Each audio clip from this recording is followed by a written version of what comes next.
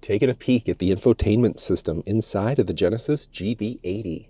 You might see me swiping across the screen this way, or you might see the screen moving without me touching it, and that's because I'm using the dial down the center stack in order to be able to move around. So there are a few different ways that you can navigate through this screen. But what I want you to think of is this half of the screen is the infotainment system. This half of the screen is going to be the traditional cluster screen instead. So let's dive in and I'll show you what you need to know. You've got your current time. You can hit this icon in order to either adjust your user profile, so your individual profile, or you can change users.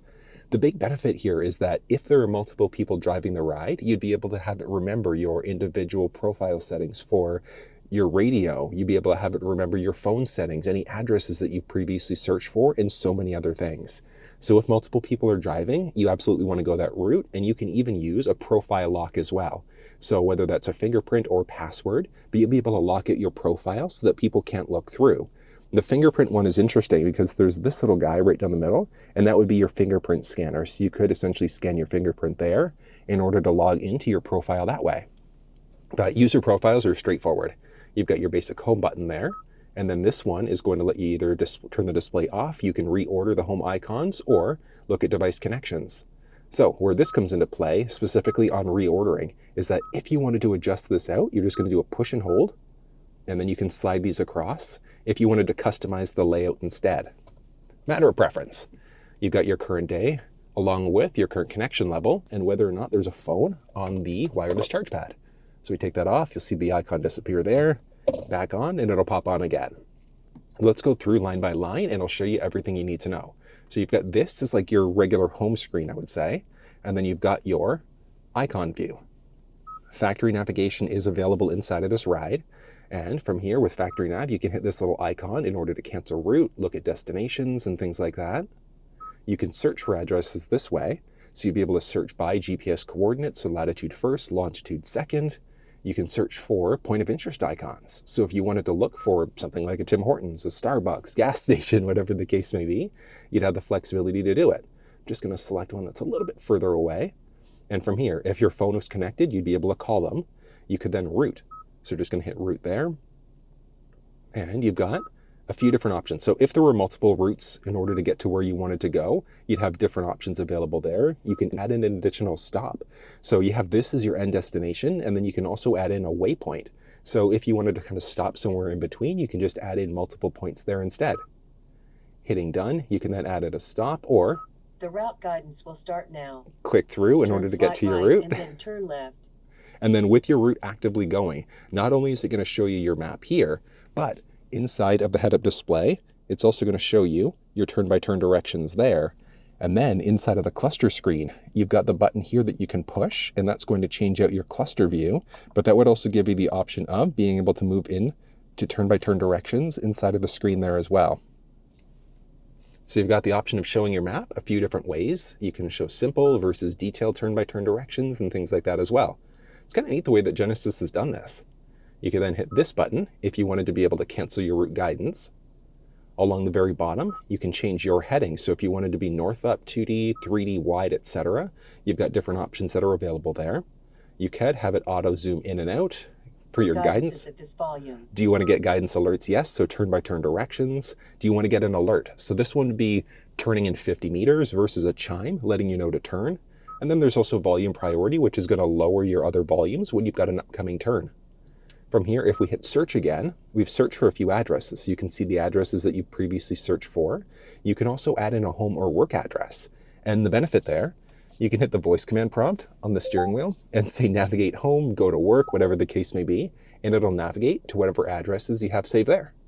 It's really straightforward using navigation. But yeah, you can see their point of interest icon, searching with GPS coordinates, things like that. Destination is also available there, so you can see previous destinations, point of interest icons, saved places, etc.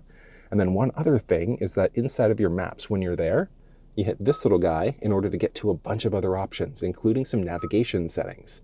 There's a lot of info here, like do you want to show your vehicle speed inside of the map? Do you want to display traffic information, point of interest icons?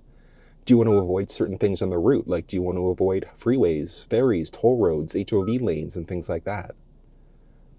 Nothing overly exciting there. You can get alerts for your camera distance. So with that enabled, if the vehicle recognizes that there's a red light camera, it can give you a little chime and give you a heads up. You can change up your map mode. So whether that's the 2D, 3D, you can change up the theme if you wanted something different. You can change up the font size if you need it easier to read. And then auto scale means it's going to zoom in and out as you get closer to your destination. You could look for previous destinations and you can save them or disable this one, and then it won't save your previously searched for addresses. So you've got that available as an option. And then your GPS information. So if you've gone somewhere, your vehicle's broken down, you need to give somebody your GPS coordinates, you can go there in order to get that information. From here, you've got phone projection, and as of right now, no phones are connected.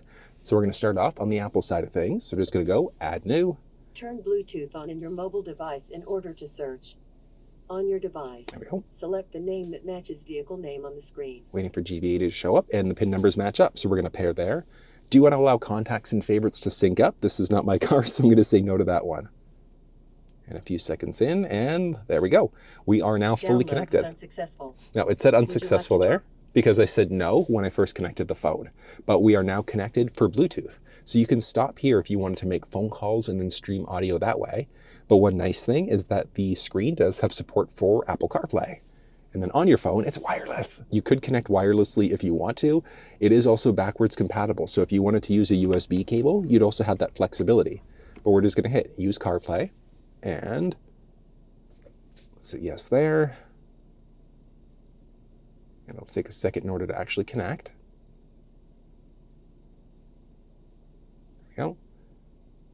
And here we go. We are now fully connected. This is going to be your Apple CarPlay. I want to say this is more like the icon view. This is going to be the home screen instead. So you've got your current time, your connection level, battery level, which map was open last, which audio application was open last, which miscellaneous application was open last. You've got your icon view back to your home screen. Now this home screen is going to be dynamic to a degree. So you've got your current map, so whatever was open last, their search box, as well as whatever music or audio you're listening to. If you've got a calendar notification happening today, then that's also going to show up there. But if there was no calendar notification coming up, it would essentially just be your search box and then your audio box there instead. You've got Apple Maps, Google Maps, and Waze that you can use right through the screen. So if you don't want to use factory navigation, there are different options available. My go-to is always Waze. I love the app. And a big reason why, because as you start to drive, you'll notice not only traffic, but if there are accidents, those are marked off. If there are police pulling people over, people are good at marking that off as well. And you can mark things off yourself. So if you notice that there's cops pulling people over, if there are hazards on the road, if there are crashes and things like that. So it's a matter of preference, but there are so many apps available. You've got Hoopla, which is a library app. Live One is a radio app. You can listen to podcasts here instead. So there are a lot of different options available, including the option of adjusting this out. So if you're not a huge fan of the look, you can adjust the wallpaper. You can adjust the overall appearance. So do you want to be in the dark mode? You can have it driving focused and things like that.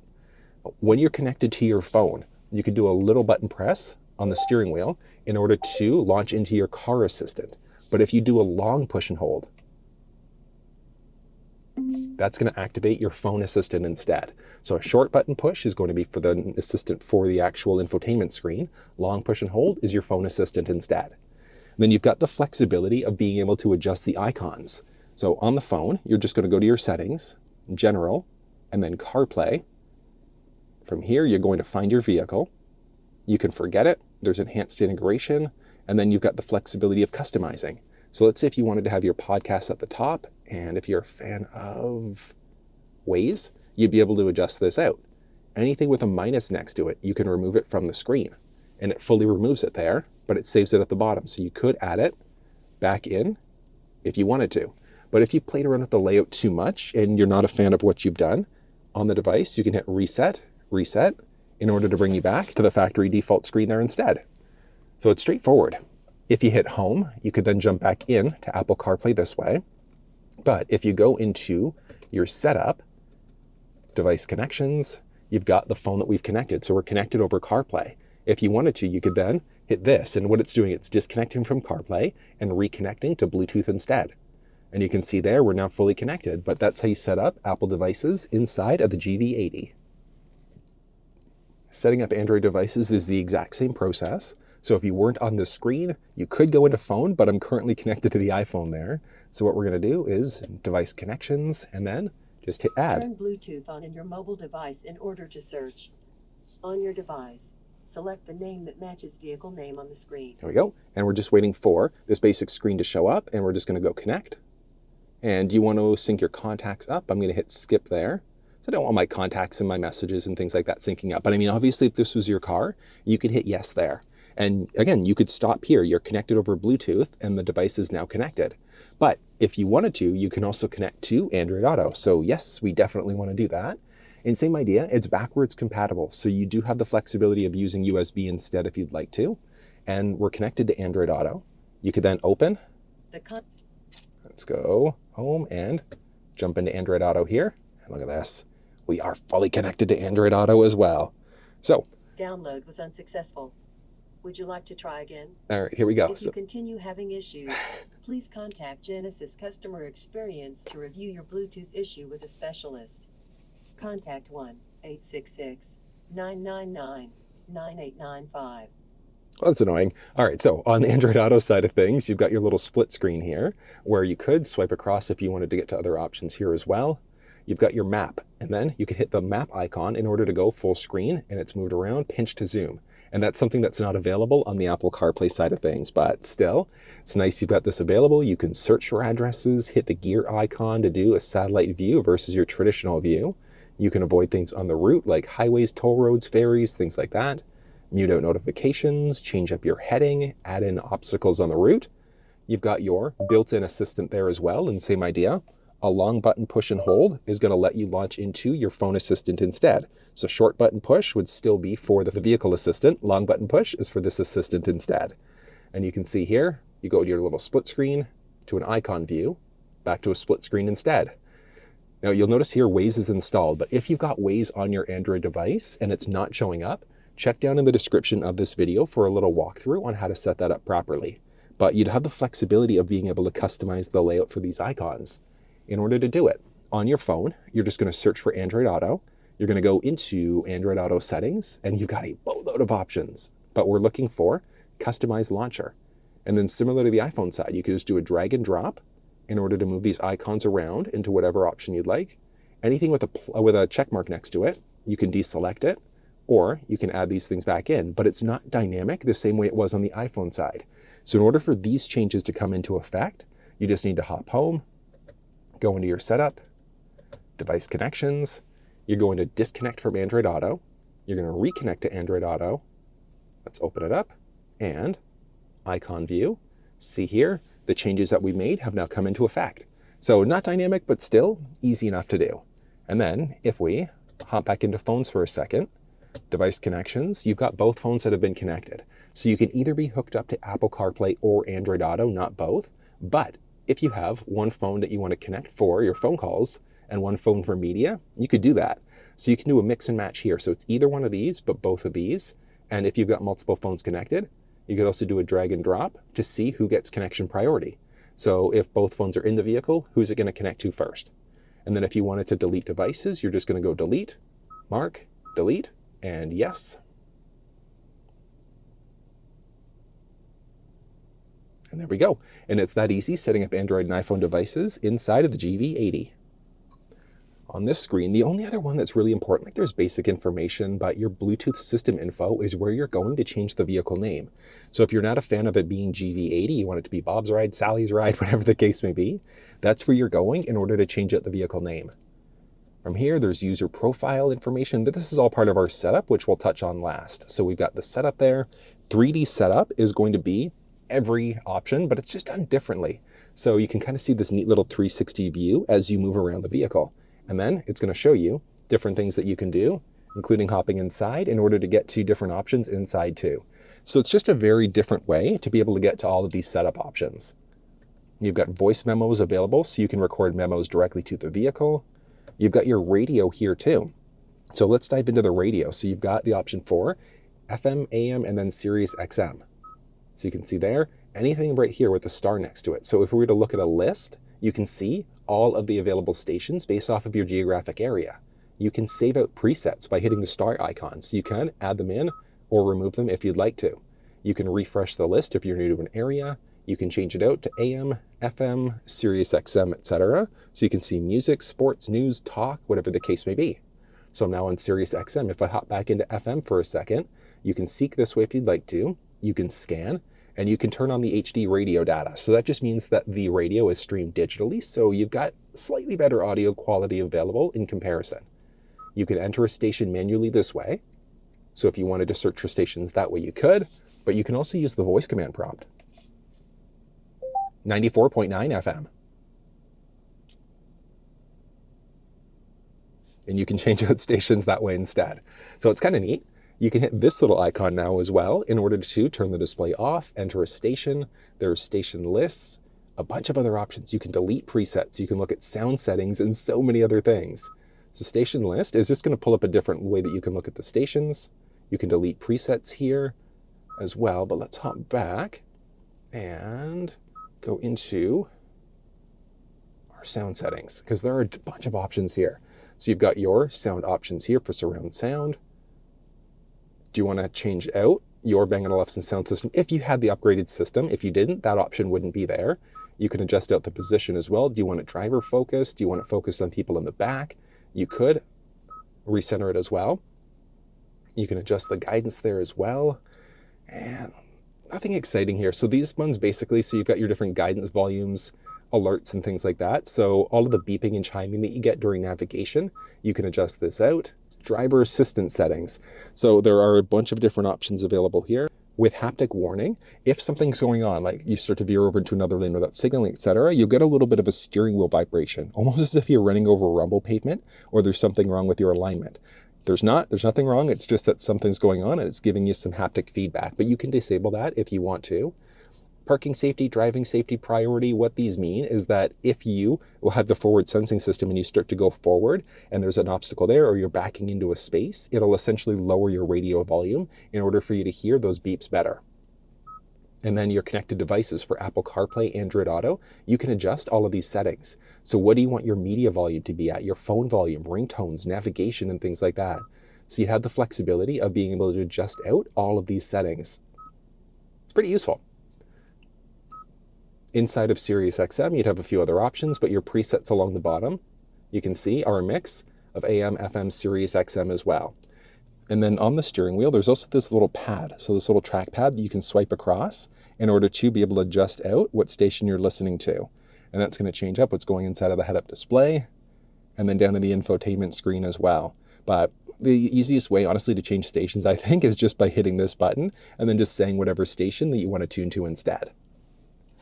Hopping back home, we've got media that's available as well. So media, you've got a bunch of different options. So there's FM, AM, SiriusXM, sounds of nature. So if you'd prefer those relaxing, calming sounds instead,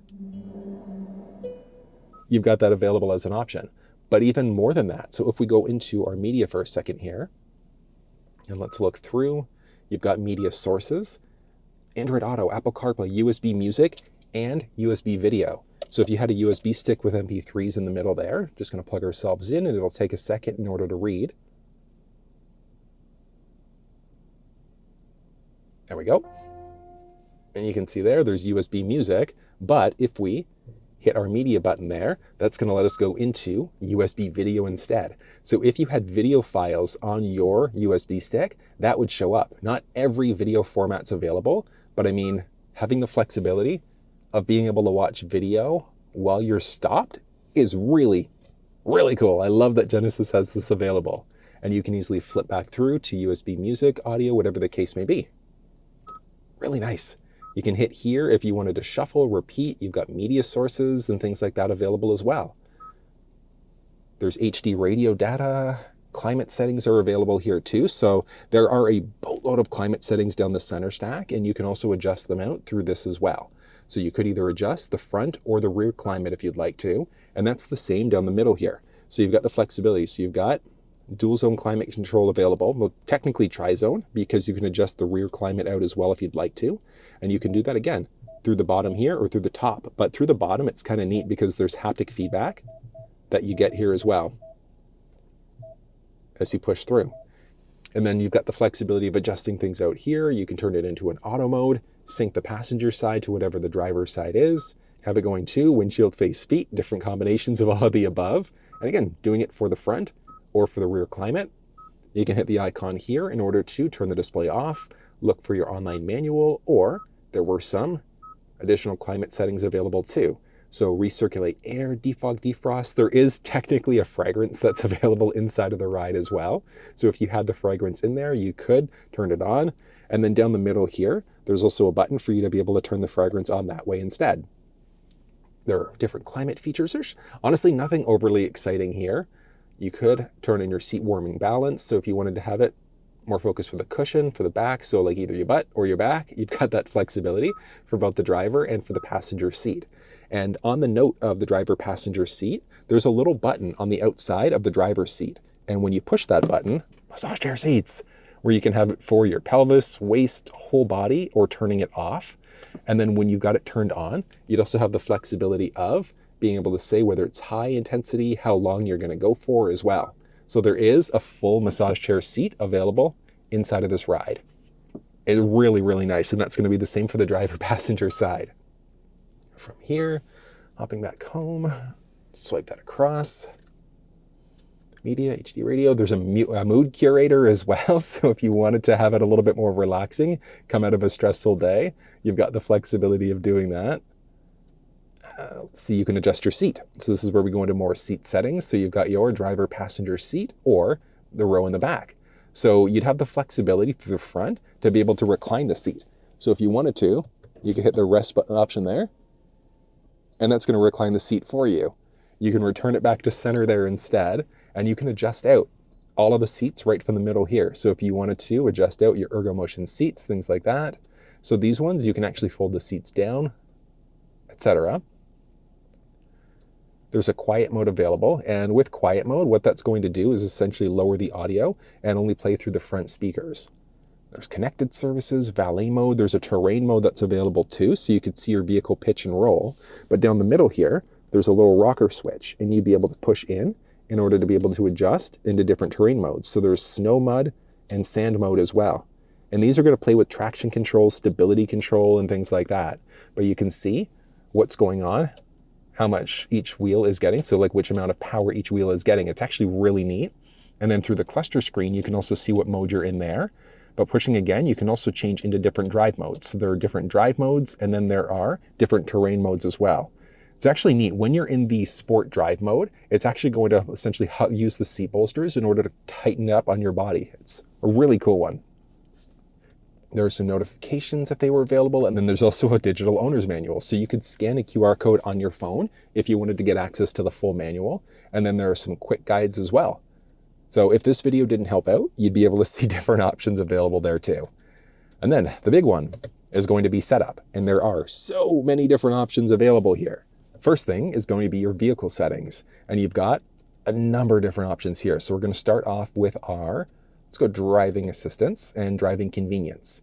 You've got smart cruise control and a number of other features, but a big one here. So we've got warning methods where you can get your haptic warning, which we've already seen. And then you've got your cruise control options. So you've got smart cruise, and then you can adjust things out here. So your distance, acceleration, your vehicle's reaction speed, and things like that.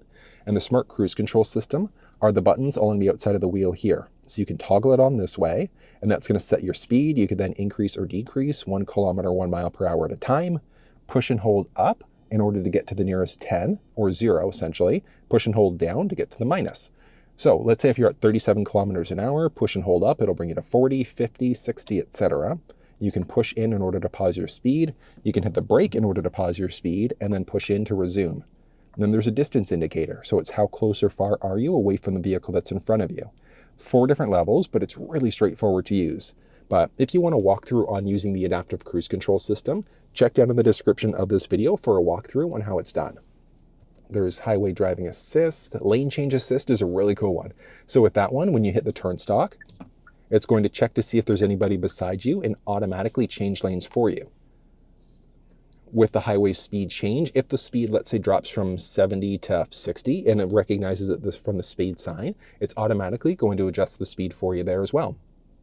The option 4 is speed limit assist. I'm not a big fan of this one, but you can get an assist where it can actually limit your speed. You can get a warning or speed limit, just basic information inside of the cluster screen and the head-up display as well. So if you're a big fan of having these systems turned on, you can have it show up inside of the cluster screen and then inside of the head-up display if you'd like to. That one's going to come down to a matter of personal preference.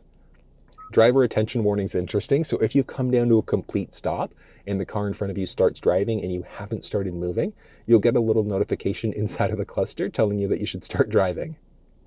With driving safety, forward safety, the vehicle can let you know if there's a potential collision going on. Blind spot view monitor is there as well as an option. So it's standard in most trim levels of the ride. But with this one, when you hit the turn stalk to go left or right, you can see your blind spot right inside of the cluster screen. So it utilizes the side-mounted cameras in order to be able to show you what's going on. There's also your blind spot safety. So if somebody enters the blind spot on either side of the vehicle, it's going to highlight red in order to let you know that there's somebody there. For parking safety, surround view monitor on, off, yay or nay. So the surround view monitor is going to be this guy. Oh, I love the way that looks.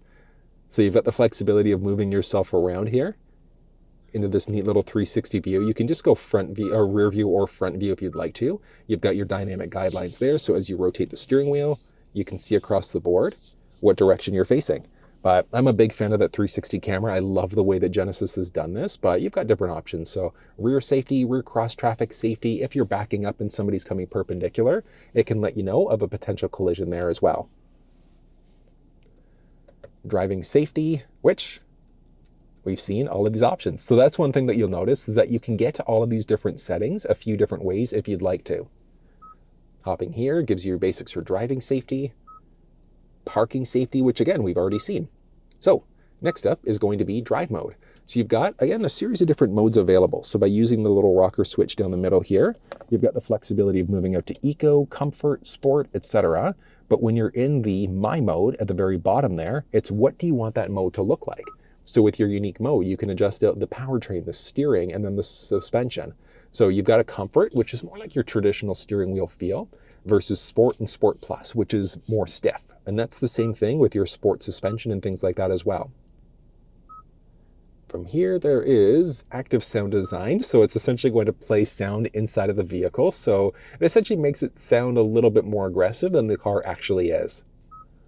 Head-up display is available as an option here too, and you can adjust things out. So you can completely disable the head-up display if you want to, but turning it on, you could then adjust different things. So if you wanted to adjust the height, the rotation, the brightness, you'd have the flexibility to do it. So you can move it up, down, whatever the case may be. I normally always recommend just keeping it on maximum available brightness there as well, just to make it easier to see. And then you can show different things. So if you had a route going, your turn-by-turn directions would be there if you were on a call and things like that. So there are quite a few different things you can show there. The cluster, you've got the flexibility of adjusting the brightness there. There's also a little switch down by your left knee in order for you to be able to adjust the brightness of the cluster screen this way instead. You've got a theme selection available, so you can link it to your individual drive mode. So as we move through, so out of eco mode into comfort, into sport, it's going to give you a different look. But if you deselect a link, like let's say if you love the look of the sport mode, but you like the eco driving or the economy that you get in the eco mode, you can switch it out this way. And then inside of the screen here, so on the steering wheel, you can push the button there in order to get to a different view instead. It's actually kind of neat. So if you wanted to kind of customize this a little bit more, you'd have the flexibility to do it. Content selection, so what are you showing in your cluster screen? Do you want that blind spot view monitor showing? Icy road warning, when you start your vehicle and it's a little bit cold out, it's going to let you know that it's potentially a little bit icy outside. And then a welcome sound when you start the vehicle up. You've got some additional climate settings, which we've already seen. There aren't really many exciting ones here. Climate features and things like that. I guess that big one would be locking the rear climate controls. So if people in the back seat are fighting over the climate, you can lock them out if you want to. And then the buttons there. So all of the buttons down the center here, do you want to get haptic feedback when you go to push? So when you go to increase, decrease the speed there, when you touch the heated ventilated seat option, you've got the flexibility of getting some sort of like a little haptic feedback. So a little bit of finger feedback as you push buttons there. Then we've already seen our warmer options there as well. Seat options, do you want to disable the alert that you get when you turn on your massage chair seat? And let's see, warm ventilation features and things like that. So again, you'll see the option of getting into these different features a few different ways. Seating easy entry exit is a neat one. So with this one enabled, what it's going to do is when you turn your vehicle off, it's going to back the seat up for you to get in and out a little bit easier. You can do that for the passenger seat and then your steering wheel access as well. So with that setting enabled, you turn the vehicle off, it's going to push the steering wheel forward in order for you to get in and out of the vehicle a little bit easier. Different options for light, including ambient light. And you can adjust the brightness, but more importantly, you can adjust the color. And the color here, it looks so good at night. It's subtle, but it's all throughout the vehicle. And they've done a great job. And there's even the flexibility of going to this little color wheel, and you can adjust out into whatever unique color that you'd like to instead. You can link the ambient light to your drive mode. So if you're sport mode, it'll go red. And then you can also dim it if it's a little bit too dark out as well. Your turn signal as a default is going to be 3 flashes, but you can have it set to 7, 5, 3, or 1. Welcome mirror light's really neat. So later on at night, you'll notice that there's going to be a little welcome mat with the Genesis logo. It looks so good. Headlight delay when you go to turn the vehicle off. Do the lamps stay on for 15 seconds? And then high beam assist is available here too. I recommend keeping this one turned on. So with your lights, you've got a few options here. So you can move between either light off mode, there's auto, and then your headlamp modes, etc. When you're in the auto mode, if you were to push away, it would turn you into your auto headlamp mode. So what that means is that if the vehicle recognizes that your high beams are needed, it's going to turn them on automatically. If somebody's oncoming, it's going to dim them. So it's really useful from that perspective, but you can't permanently lock your high beams out when you're in the auto mode. In order to do it, you have to get into the upper light mode. You can then push away to turn on your high beams, pull towards you to turn them off. But in any of the modes, you can always just flash your high beams out if you'd like to instead. Door liftgate gives you a few options. So when do you want to lock your door or unlock your door? So under which scenario? When you start to drive, when you go to shift, when you go to unlock the vehicle, do all doors become unlocked on a single push, or do you have to push twice for the doors to unlock? How fast or slow do you want the liftgate to open? What height do you want to open it at? So do you want to be full open, level 1, 2, 3, etc.? So you can see how high or low that's going to get, or you can select your own unique height instead. And then there are 2 exciting ones. So that's smart liftgate and remote window control. Let's hop outside and I'll show you how those ones work. You get a few feet away for a few seconds, but let's say if you've gone shopping, just walk up to the back end. Look at this. You could push the button there or lock on the fob in order to stop it. But that is a cool feature. I like it better than the foot activated because if the sensors are covered in snow or ice, it won't work. That's just a really useful feature overall. There's one other key fob trick that you can do, and that's rolling the windows down. So all you're going to do is push and hold the unlock button in order to start the process. If you take your finger off of the unlock button, it stops, but push and hold again in order to keep it going.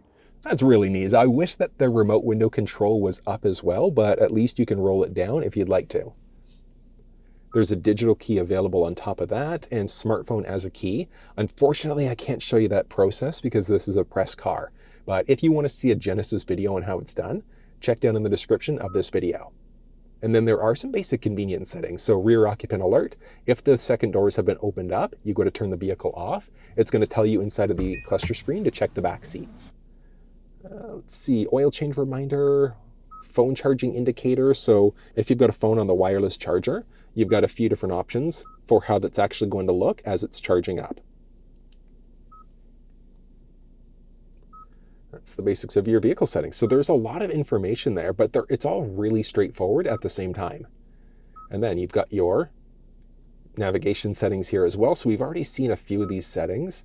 You've got your turn-by-turn directions, alerts, map, and things like that. Sound design, which we've already seen. So do you want to adjust out your guidance volumes, your radio noise, driver assistance volumes, and things like that? So you've got the flexibility of adjusting these out to make it perfect for you. Device connections, if you've got a phone connected, or changing your vehicle name. User profile, if you wanted to adjust out your individual profile or change a user. Voice recognition's a neat one too. So I definitely recommend reduce the number of prompts, and that's when you do a short button push on the steering wheel. So you'd be able to do things like change songs, you can change radio stations, navigate using your voice, and a number of other things. Reduce prompts means you won't get as many notifications. So you go to change a song, it'll just do it rather than telling you it's going to do it.